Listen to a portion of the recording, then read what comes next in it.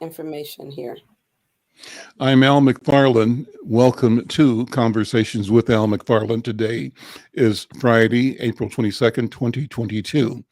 And on Fridays, we do the Healing Circle, supported by and instigated by our colleague, Dr. BraVada Garrett-Akinsanya, head of the African American Child Wellness Institute, principal at Brakens Consulting and Psychological Services. Dr. B, good to see you again.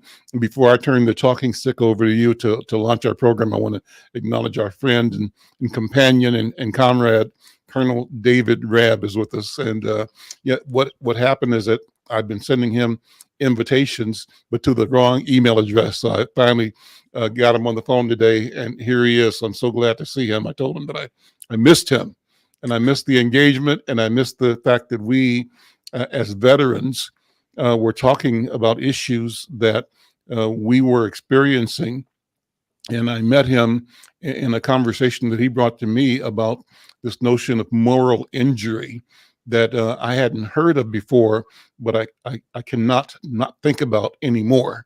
And so based on my relationship with him and the teaching and training and the struggle he has had prosecuting his sense of moral injury, what it means personally for him, but for us human beings, it gives me a new way to look at problems and issues and how to weigh things that are not right. So glad to see you, brother David, Colonel David Rabb. Good to see you again.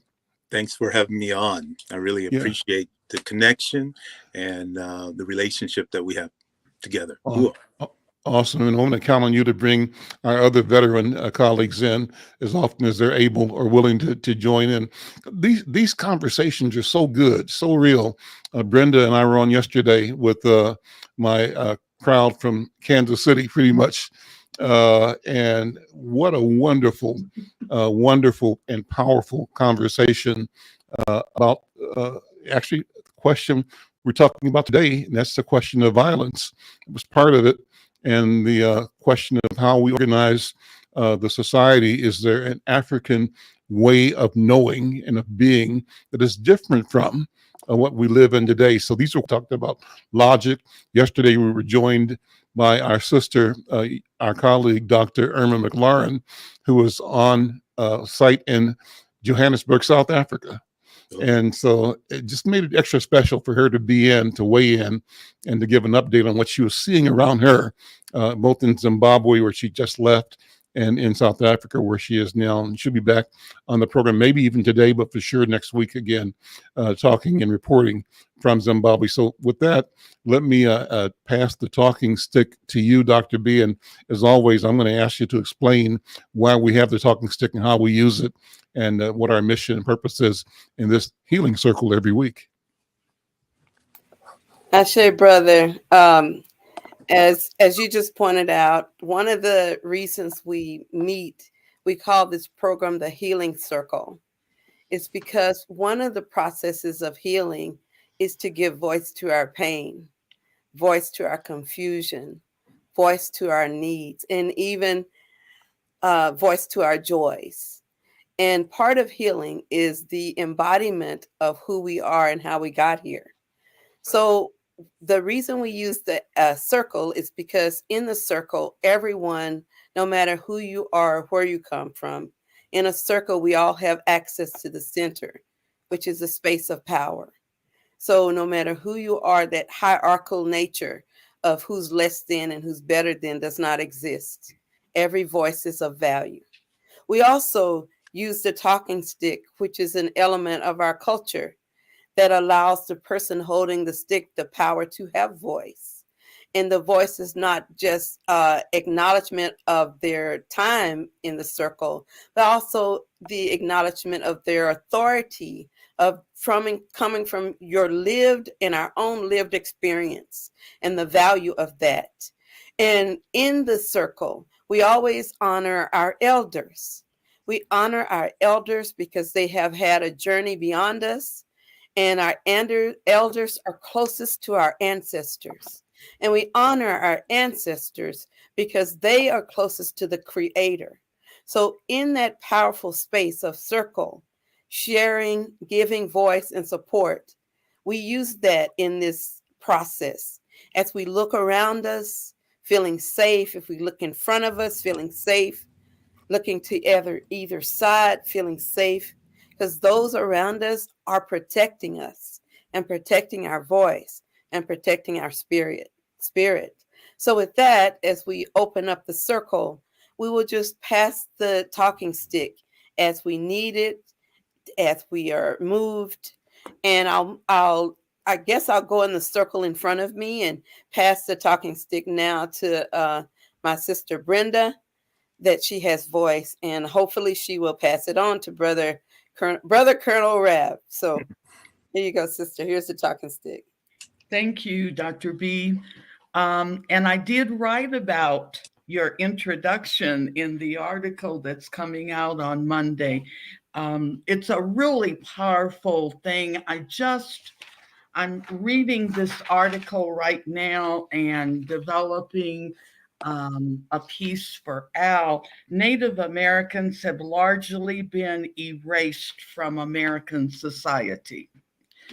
And it's really deep. And I think living in Santa Fe, where there are 19 pueblos and 4 res, and so many mixtures of tribes, and finally some of them are getting along. Before that wasn't the case, but it's kind of sad when you go back and you think about having 50,000, and now you have 5, if we're good at that. So I think this is an effort. It just came out, and I think this article is very apropos as to what's going on now with our Native American brothers and sisters. And there was one thing that I recall from the news, right at the time of the Derek Chauvin trial, that there was a group of Native Americans that came to the circle in order to be a part of either a celebration or the pain, but they were sharing. And that was a very powerful scene on the news when you saw them, because we have so much in common in the struggle. And I just thought it was really great. Oh, thanks, Al. He brought up Monday's issue, which is fabulous. I love the book reviews. But anyway, I'm going to pass the stick to Colonel Rab, and it was really, really good seeing you. We have missed you.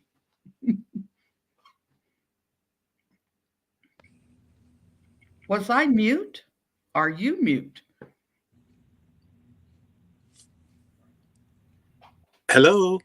Oh, Brother okay. Rab, you got the talking stick. Oh, I'm talking. I was mute. I couldn't hear. Oh, okay. For a little bit, something happened. But thank you again for inviting me and passing the talking stick.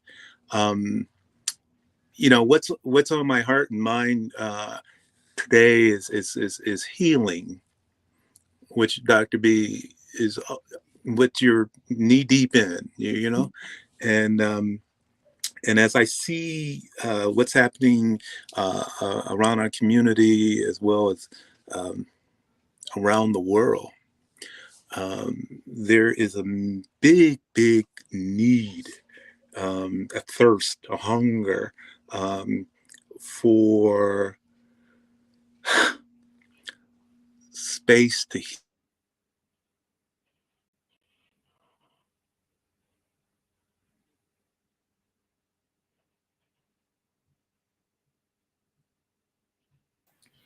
Did we lose his voice yet? Yeah, I think Yeah, he froze out. I think he's back now. Brother Rab. Okay. Yes, you. I'm here now. I was talking, Okay. and I don't know if you heard. We heard you say space to heal. Yeah. So it's important for me to preach what I know and to know what I preach, right? And at this time, what's on my heart is this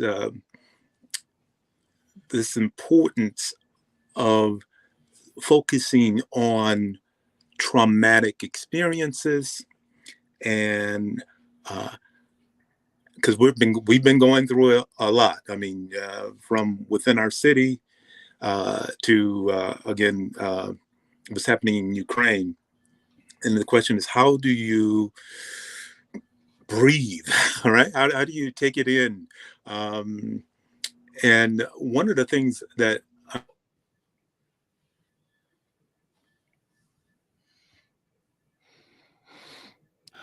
and typically that's a bandwidth issue. When maybe the bandwidth where he's at. can you hear me? Now we go again. I'm back Yeah. now.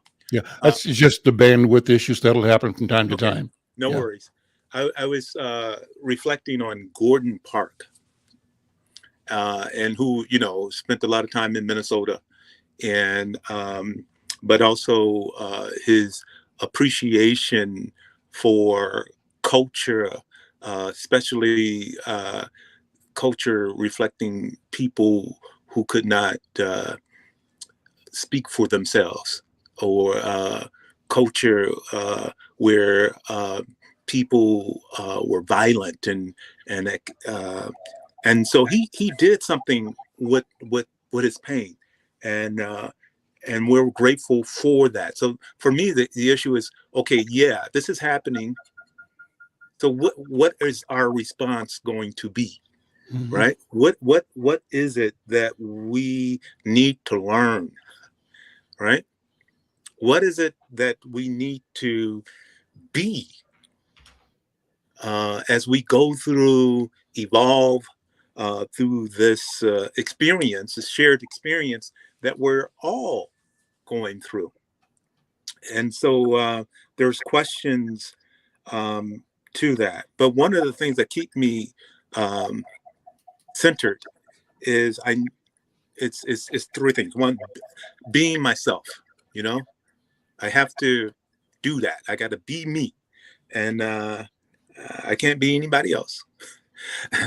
I got to do me, right? I can't do anybody else, even though I wish I could.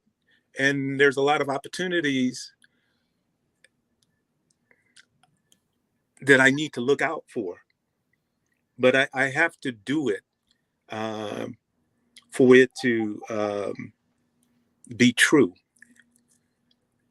I just can't sit on the sideline and watch things happen. I have to express myself in a productive way, and that is by being part of the community, and also listening and taking part in that community.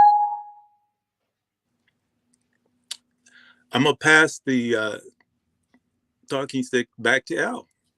Okay, thank you. I think that was my computer making the feedback here. Thank you for passing that to me, and thank you for your presence and your comments. You everything, you know, I guess the ancestors guide these conversations. I just had a conversation yesterday about Gordon Parks with his niece. I don't know if you know Robin Hickman. Do you know her, Robin Hickman?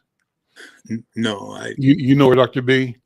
And I think you've met her, Brenda. Maybe you haven't, but she's Gordon Parks' niece and a fierce advocate for what you just talked about, art as a healing tool and resource, and how you convert pain and pressure and disadvantage and disappointment into something that is an expression of the innate indwelling beauty that supersedes and surpasses all of the anguish and disappointment. That's what Gordon Parks was about. And it's wonderful that you brought his name up again just like that. So I'm glad to hear that. We were talking about violence today. Hopefully, Brother Oliver Williams, Dr. Williams, will be joining us shortly. But our mission was alternatives to violence. And I especially want to get Dr. B, your and Dr. Williams and Colonel Rabb's take on that as healers, as counselors and mental health service providers. How do you help individuals discover alternatives to violence in their individual lives? But then how do you step back and address the entire society about violence? And why it's important, obviously, is because the society of the world, the social structure of the world as we speak, is in a precarious position, a red line away from a sense of insecurity and threat that can be interpreted in a way that unleashes the most destructive capability that we have. I'm talking about the war in Ukraine and this tension that's being built up and the potential for that to, despite the horrific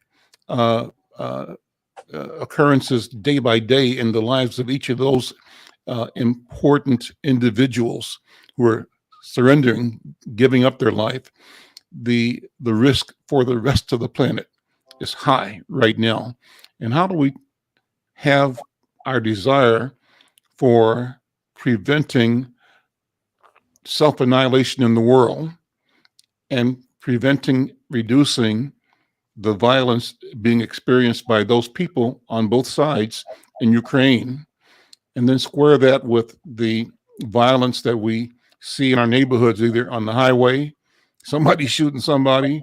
I just got off a program where I told them about the incident here at my house a couple of weeks ago where somebody was shooting out in my alley, out in back of my garage.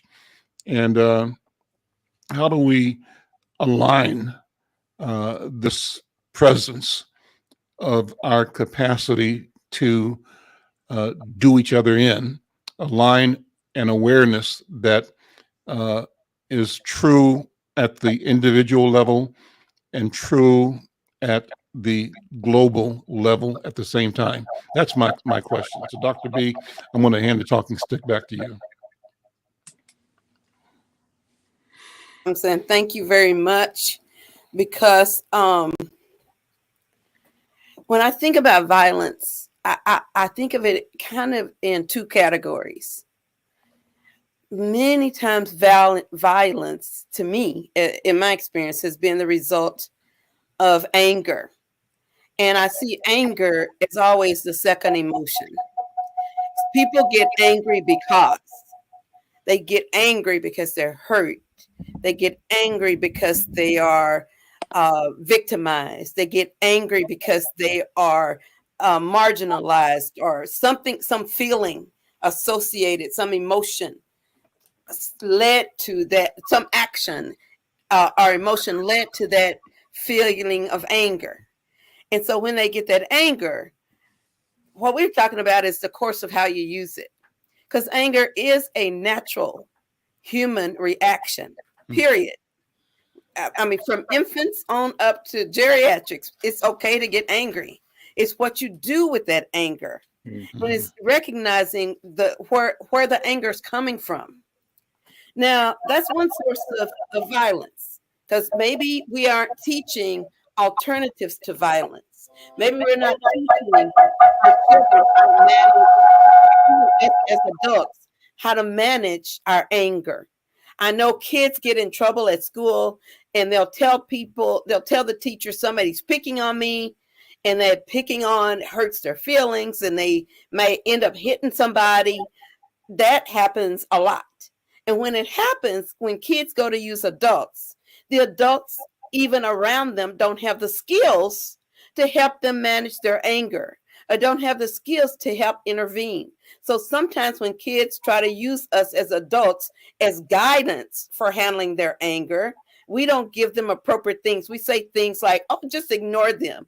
How are you going to ignore somebody and you're a third grader? They're kicking you in line. They're taking your lunch. They're pushing you down in the playground, talking about your mama. All these things are happening and you tell them, oh, just ignore them. That's not an adequate coping skill.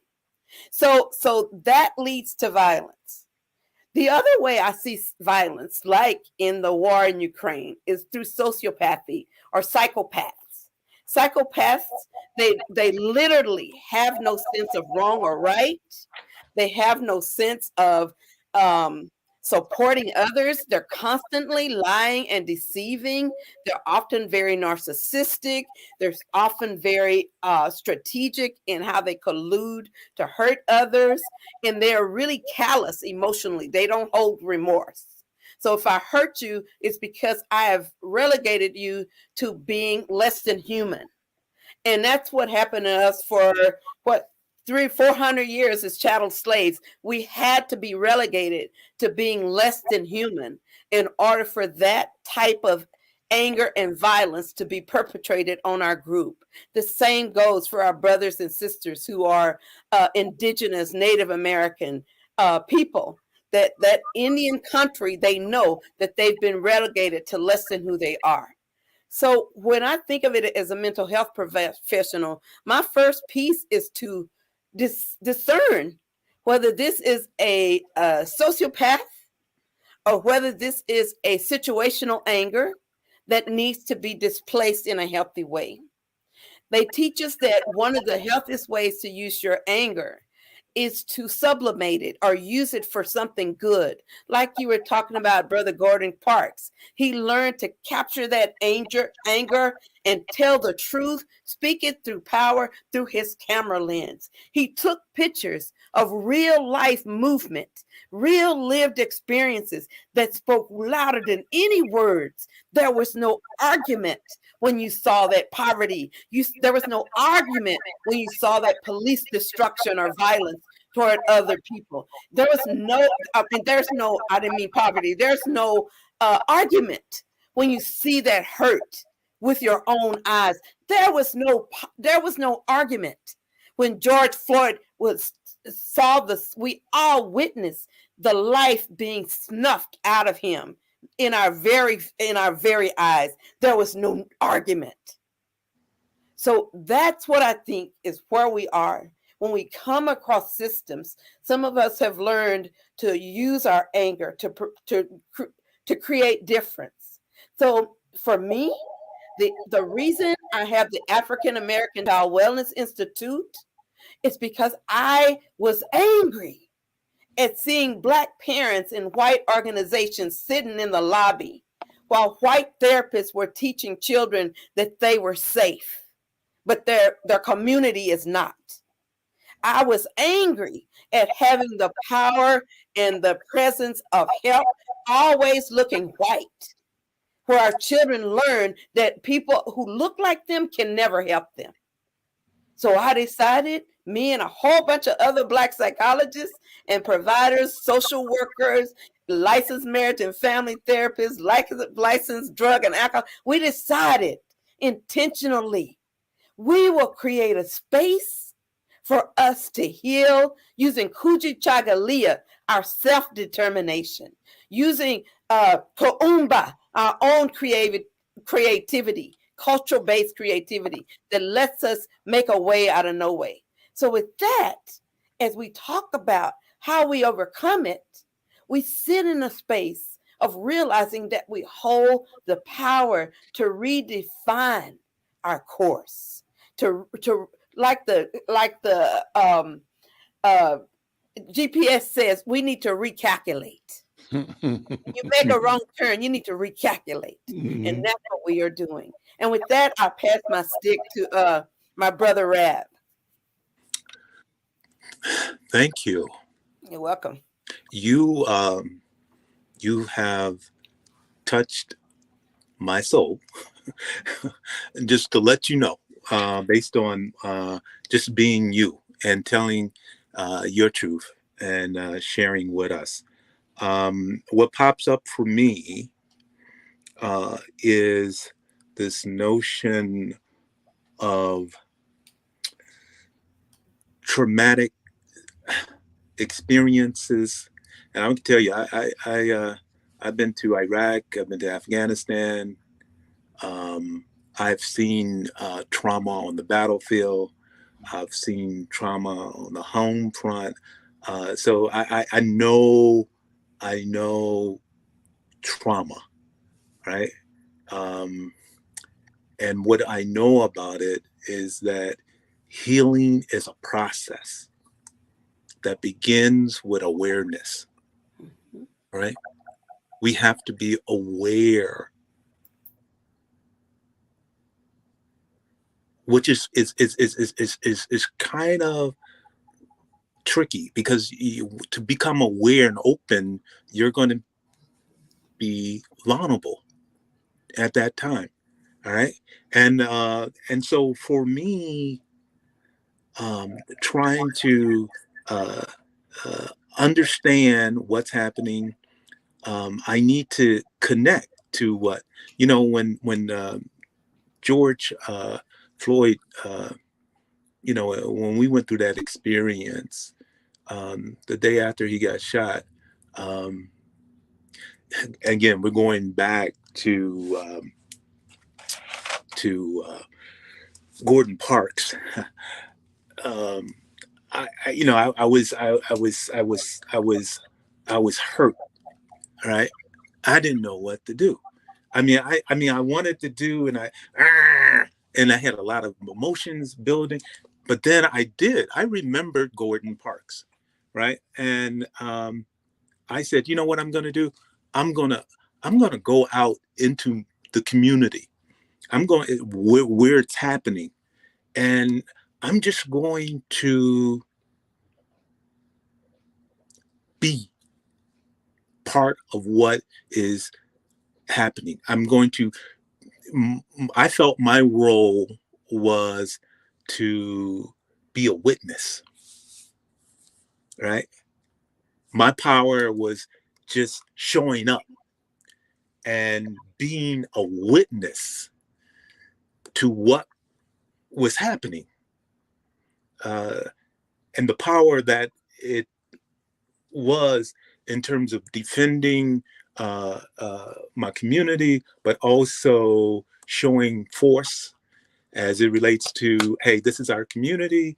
You can't do this.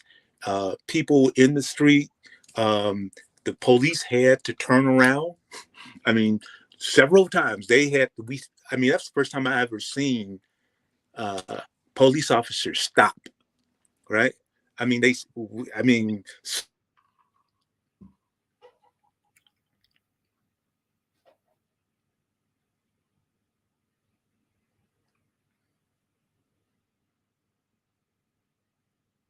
community.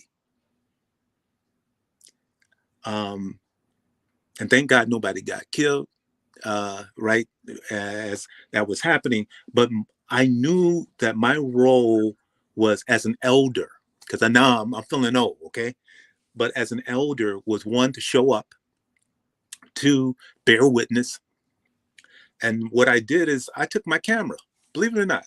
That's how I said, I'm going to expose what what I'm seeing. And so, just like Gordon Parks, I could get in situations where most people couldn't get, or the one, they were uncomfortable being around violence, or two, they were of the yeah, of the, I would say, the wrong hue, but actually what happened was that I saw white people standing up, and that amazed me too. And it's like, no, this was wrong. What was happening was wrong, right? So the alternative is, what do you do? Let people walk over you, or do you show up? But I showed up with my camera, and I took pictures. It was for me. It was for my health, right? Starting with me. And I felt that was, and I posted some of those pictures, but I thought that was healthy, a healthy response, because I was so angry. I felt violated. I felt hurt, and I can speak to that through my actions. We have a lot of work to do. And our strength is being able to reach out and embrace our community, our families. Yeah, there's a lot of pain that's still, and then when we have, Ukraine, I mean, it brings it all up again, right? I mean, it brings, because you see wrong, you see greed, you see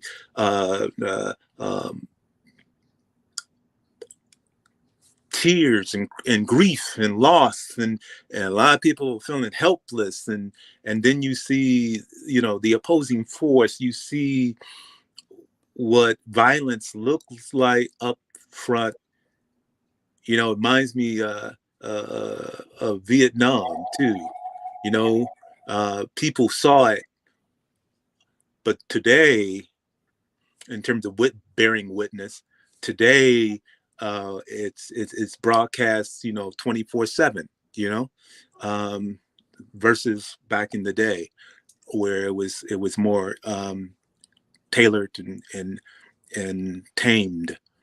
Right now it's just all over. So again, going back to self-care, it's important that I take care of myself. I'm aware of that, but also in taking care of myself, I need to take care of my family and my community.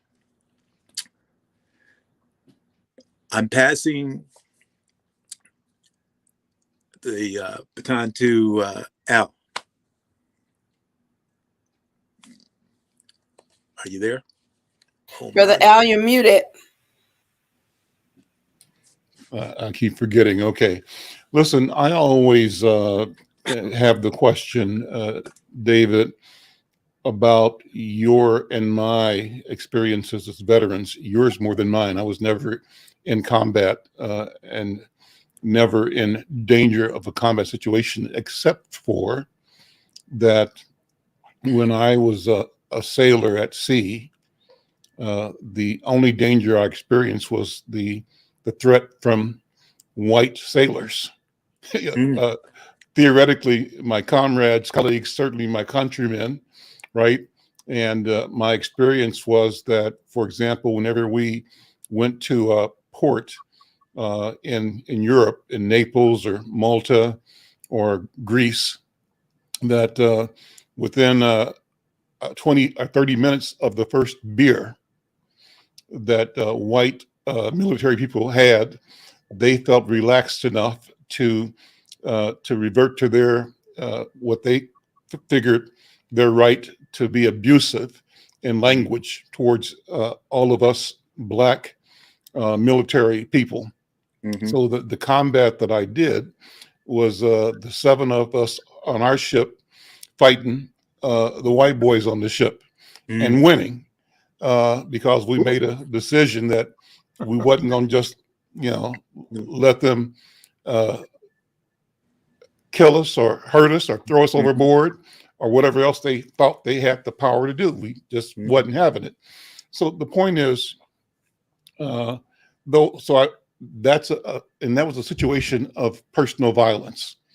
But we were in the military, and some of the backdrop of some of the fights might have been a double-mounted 5-inch gun, 5-inch gun on the front of the back of the ship. So we're having this squabble of human beings, of men, but we're doing it on this side or that side of a weapon that had the power to project deadly force a mile or two, and that's what we were training for: is how to kill and how to destroy. Right? They would say we're training to defend. So, thinking about that role, the role of the soldier, not just Black soldiers, but of the soldier, the mission of the military, as we are trained, as we are indoctrinated, and as we go into believing a sense of duty and not questioning, the orders or the pledge we made. I think about that, and how do I hold in my mind at the same time the stories of Black men and women who did serve in all of our wars in this country, coming back home to find themselves again and continued as the object of white racism, of life-threatening and spirit suppressing. I mean, as it turns out, we obviously discovered our resilience and our power to withstand, to move beyond it. But it doesn't mean I don't recognize what that was. And it doesn't mean I don't recognize the need to deal with it even today. And I can't just let it sit and hope that they'll finally wake up sooner or later, because the history is they have not. And their attack on us and our sensibility has been incessant, persistent, pervasive, ongoing. It hasn't stopped. So I think about that. Then I think about history. I'm reading this book, Dr. B, called what is it? Incidents in the Life of a Slave Girl, Linda Barrett. But this is an actual person who was enslaved, who told her story from an account of slave life in the South from 1820s to 1840s. One of the few narratives of its kind told by a woman. It was to escape sexual exploitation by her master, Dr. Flint, that Linda Brent ran away and hid in a crawl space in an attic in her grandma's house, hoping to make her way north. And as it turned out, she had to stay there for 7 years before she found safe passage out of that South. And then I'm also reading Zora Neale Hurston's book, Barracoon. And Barracoon is the book about the last ship that brought enslaved Africans into this country after the transatlantic slave trade was declared illegal, and the government and international governments had moved to try to prevent it. White guys on a bet decided that they could still get some slaves in, so they put the money and the material and built a custom-made ship that was faster than the standard ships, that could be evasive. And they sailed to Africa, found a place, cut a deal with the king of Dahomey, and brought on 112 human beings that they brought into slavery in Alabama. I think about that, and that some of those people, lived into the 1900s, because this transaction took place at around 60 or 61 or 2, at the beginning of the Civil War. How do we hold all these things in our minds and still hold a sense of peace and hope? I think we do, but I think it's worth talking about. I think I don't even say miraculous, I'll say it's marvelous. It's marvelous. And in my reading, I'm trying to avoid using the word miraculous and not rely on the notion of miracles, but to rely on the idea that things sometimes are complicated, and we can be lazy and call it a miracle, or we can be inquisitive and scientific and call it a complicated situation or thing, but one that is certainly accessible. If we do the work, put in the work, we can figure it out. And that's part of what our capabilities are. So I'm rambling on and on and on, but let me, Colonel, when you come back, the question is, how do we as warriors and with a warrior training also allow to emerge and grow the sense of peace and the sense of justice without a second agenda of disadvantaging other human beings? I'm going to pass the stick back to Colonel Rabin. I think, Brenda, you had your hand up too. Maybe you can pass it to Brenda. But Colonel Rabin, pass the stick to you. Okay.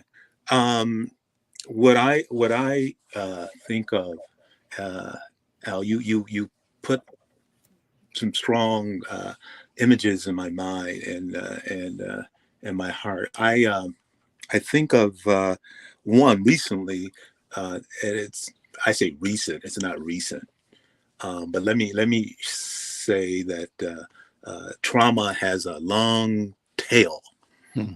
It does, and we have seen that over and over again. But I'm going to share with you that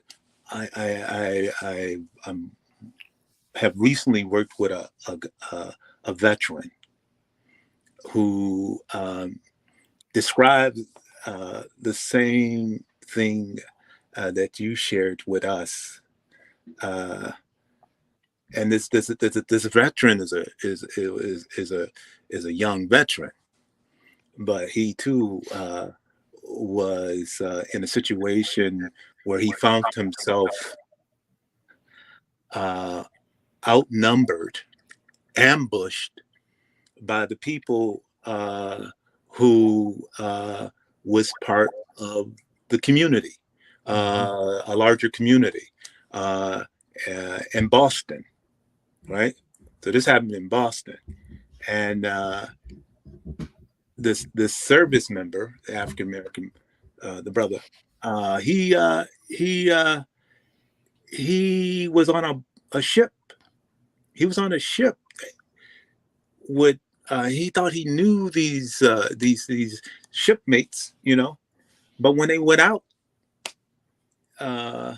into the community, you know, they came back but out in the community, that's where it happened, not on the ship.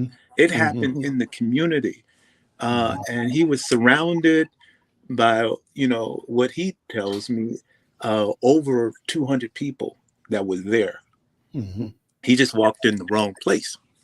Him and his buddy walked in and the reason I bring that up is because that service member, now veteran, is still dealing with this issue, and it happened nearly 30 years ago. Right? 30 years ago. You hear me? And he still is having to struggle with the emotions, as well as the hurt, the pain, and so this tail, this long tail, in terms of dealing with trauma. I mean, you know, you would think that we know this. I mean, because our legacy as African American people and people of color, this is the legacy of our country, right? And I'm saying this is, it's not that it's good or bad. It is. That's what's in front of us. The question is, what do we do with it? I think that's what we were getting to, Dr. B. It's like, what do you do with all of this betrayal, hurt, pain, anger? What do you do with it, right? And for some people, they have found ways. That's why Black people, people of color, are very clever.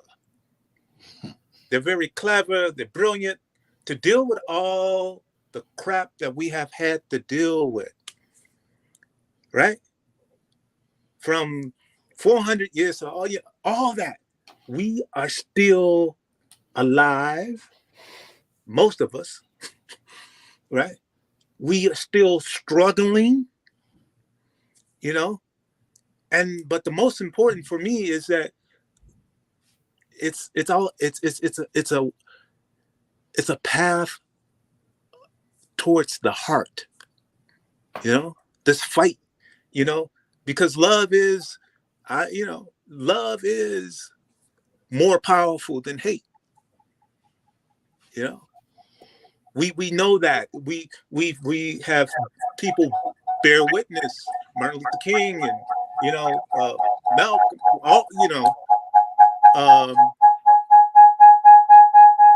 they have pointed the way. They have pointed the direction. Suffering is hard, and yes, it's brutal, and yes, it will bring up, it will break down, it will crack, but still I rise. That says a lot about human being able to get through. And what we're going through right now with the Ukraine thing, I don't, I mean, there's this distance that because, it's not in our community, but it's you have to have an open heart, open mind, open pocketbook to help, or you can just not tune in. But there's a lot of there's opportunity in crisis, right? That yin yang. Look for the light, walk in the light. There's opportunity to help people. Yeah, life is tough. Life is hard sometimes, but the bottom line is that love is stronger, more powerful, more brilliant, and we need to tune into the better side of ourselves, as well as I'm thinking right now about our community. Hey Al, you're right where my heart is out, because when actually I contacted some attorney recently and say, hey, I see what's going on. Do you need some help? Do the community need help? Can I go in with the skill set that I have in terms of traumatology, but also helping people heal, right? What those kids went through was trauma. It was, and their parents were impacted. Our whole community was impacted. And so my question then is like, okay, so what do you do? Yeah. Yeah. What do you do? And I chose to do something, and that something was, I'm going to reach out to the police. Uh-oh, you're mute now. And you're saying something good. We're not hearing you right now, David.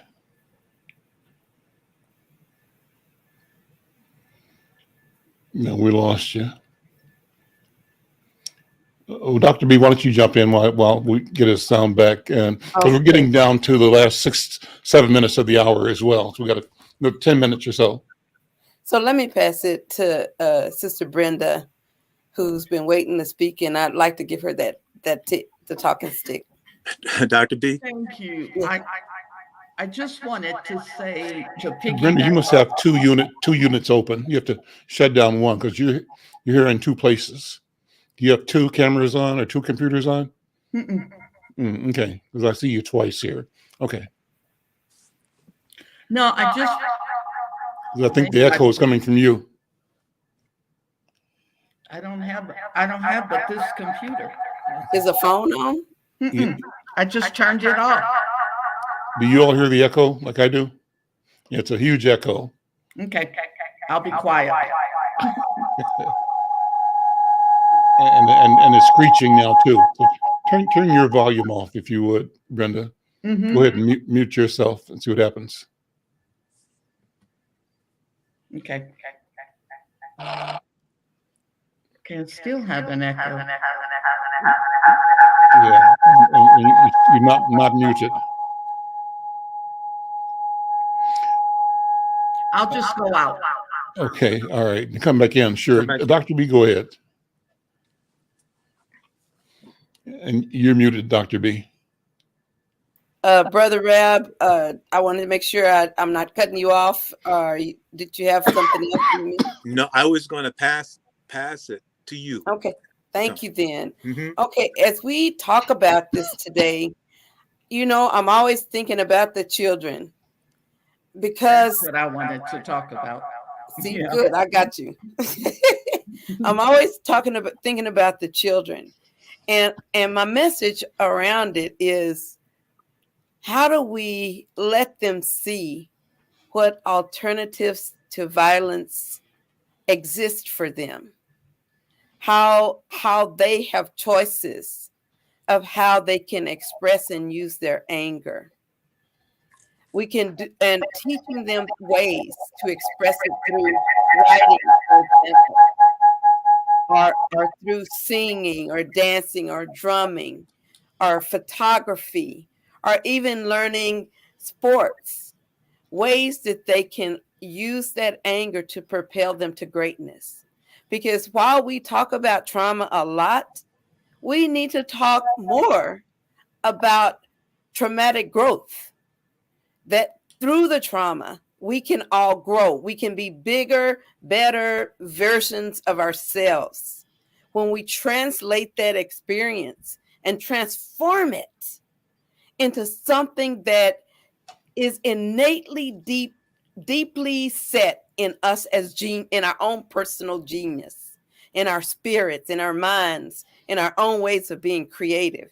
So today, when we talk about the pain that people feel, let's also shine the light on the overcoming.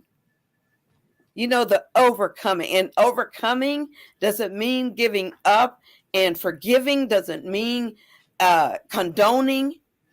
It means that you are moving forward with your own vision of correcting that negative emotional experience that you've been witness to. So that's what I was gonna end up trying to say today, and I'm gonna see if Sister Brenda can talk now that she's gone out and come back, because I never want to leave a sister hanging. That's right. Now you're mute. You're muted now. Go now. Yeah. I wanted to talk about literacy. The literacy and the different books. That's not working, Brenda. It's a huge echo. So okay, hold it to next time. Got it. Let me close on this. I just shared this with a friend this morning. A couple of paragraphs from another book I'm reading, a book called The Resolutionaries, and the brother is AACWI Arma. Interesting thing about this, it's published by this publishing house called Per Ankh. This is the symbol in hieroglyphics, Per Ankh. Per means a house, and Ankh means of life. So it's a house of life, and these are some brothers that decided they were going to jailbreak the Western model and create their own cooperative system for exploring, developing, nurturing, and bringing their talent, their content, their creativity to market in a way that they thought was fair, equitable, that reflected balance and justice, that stood in contradiction to the system of capitalistic, I got mine and I'm gonna get all I can, no matter what you are, who you are. And my job is to take as much as I can and later for everybody else. They are disavowing that and having the disavowal of it show up in how they do work, how they know each other. They call themselves companions. And so he says, for them, he's talking about, for them, the span of our historical intelligence became a matter not of 5 centuries, that's the Ma'afa, but of many more than 5 millennia. The events of the past 6 centuries or the past 2,000 years set up by Arabs and Europeans as traumatic markers, delimiting our entire existence so that the only beginning we were taught to know will be the time they invaded us. So that could now, so that they could now take their truer place within a truer, longer frame of history. We've been around for hundreds of thousands of years. We have been holding a reasoned conversation with our past and future selves for millennia. We can choose to commit to continue that conversation. We can leave to the short-minded the brief conversation proposed by Europe and its partners in crime, Arabia. Let them try constantly to become whatever those who hate us want us to become. Our conversation will be about ways we've devised of moving into future time and space, knowing our past, planning our future. From the time I moved into that perspective, home began to mean something larger to me. Family began to mean something infinitely greater than it had meant before. Work took on meanings free of anguish, inspired with energy and reasoned hope. Friendship flowed into the center of my life, where in the past, blood threatened to coagulate, choking my best thoughts to death. Final sentence here. I wake up now knowing where I'm going and with whom I'm walking, and into what kind of future we would like to go. I've found companions on the way going home. Well, with that, this is about us going home and knowing that we're going home, knowing where we're going and why we're going, and confident that we will get there. That's what I think. With that, Dr. B, last words.